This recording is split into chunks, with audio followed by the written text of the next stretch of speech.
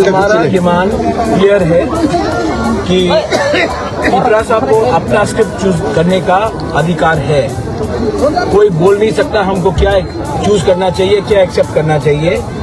हमारा अधिकार है कि हम जिस मर्जी में भी कौन सा स्क्रिप्ट चूज करें, वो हमारा संवैधानिक अधिकार है।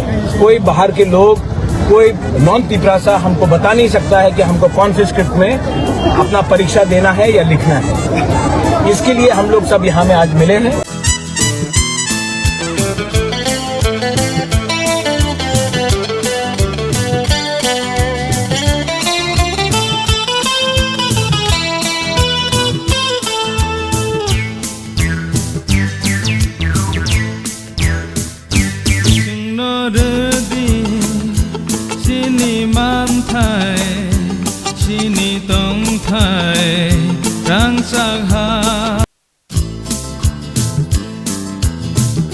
हमारा डिमांड क्लियर है कि त्रिपुरा साहब को अपना स्क्रिप्ट चूज करने का अधिकार है।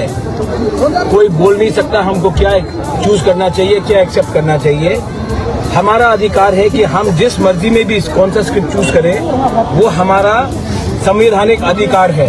कोई बाहर के लोग, कोई नॉन त्रिपुरा हमको बता नहीं सकता है कि हमको कौन से स्क्रिप्ट में अपना परीक्षा देना है या लिखना है। इसके लिए हम लोग सब यहाँ में आज मिले हैं।